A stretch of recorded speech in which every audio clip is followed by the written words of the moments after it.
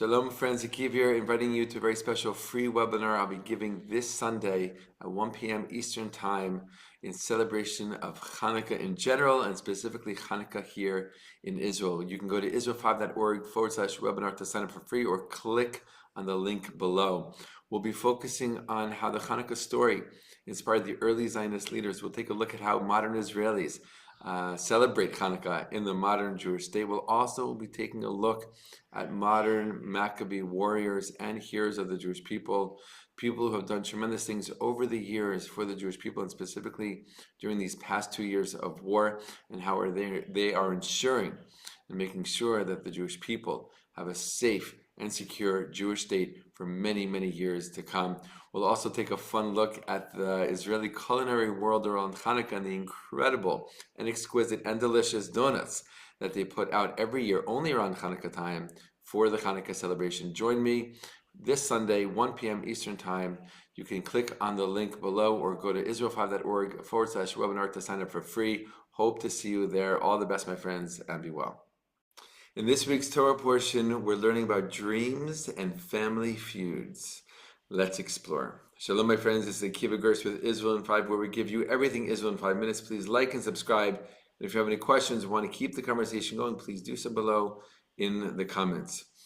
We've seen in the last part of the Torah that we've been learning, dreams pop up. And in this week's Torah portion, dreams are a big part, both at the beginning and the end. In this week's Torah portion, we learn about the dreams of Joseph, which is interesting as a quick side note, because this Hebrew month that we're in right now, Kislev, the month of Hanukkah, has a theme to it of dreams, of looking at our dreams, thinking about our dreams, analyzing our dreams, and just the place of dreams in life. And Judaism has a lot to say about dreams.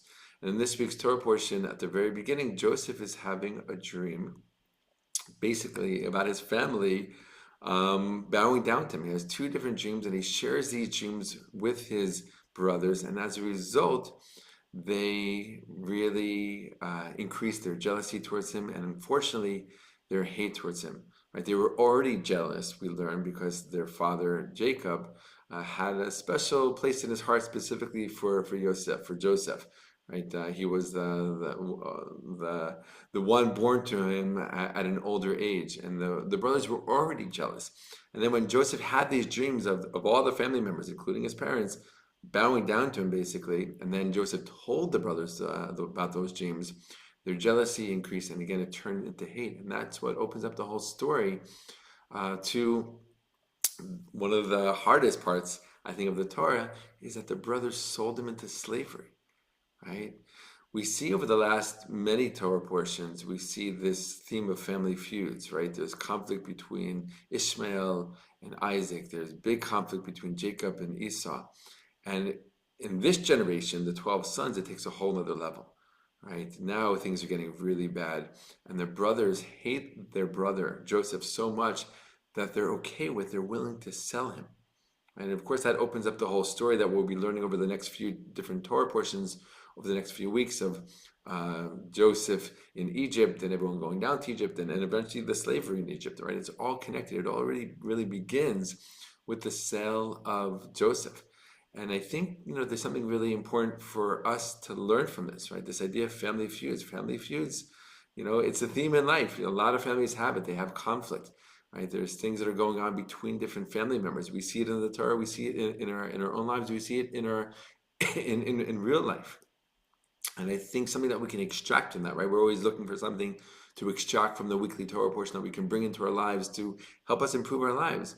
It's the idea of this is something that needs attention. This is something that needs work, needs fixing, right? That we shouldn't just let family feuds go by, right?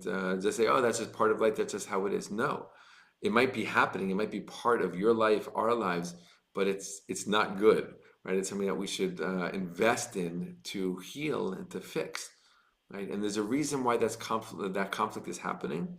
And when we give it attention and when we put energy into healing it and fixing it, right, amazing things can happen, right? Really incredible things can happen, right? So that's something I think that we can learn from this week's Torah portion. And again, going back to dreams, right? At the beginning, we just said we have the dreams of Joseph, and at the very end, we find Joseph in jail. He's in prison, right? And there are inmates in the jail who are having dreams, and Joseph is the one who interprets them for them, right? So Joseph is a dream interpreter, and one of the things he understands is that all dreams come from God. All dreams come from God. Like I said before, Judaism has a lot to say about dreams. I'll just share maybe one or two quick little things about it. But it says in the Talmud that every dream is 1/60th of prophecy. There's a little bit of a prophetic message in a dream, but that leaves 59 out of 60 parts that are not. So we have to figure out which one is the prophetic part, right? Because the Talmud also says that every dream has something in it that's just nonsense mixed in. Right? So we have to do kind of like the separation. We need to do the analysis of our dreams to really try to figure out and find out what is the dream trying to tell me, right? But just to know that dreams are important, they have a place in our lives. Judaism does talk about dreams a lot. That's significant, right? And again, this part of the Torah in general has many different dreams happening. Aligns with the Hebrew month that we're in. Aligns with Chanukah, right? Because Chanukah is all about bringing light into the world, and that's our greatest dream. Is to bring more light into the world, into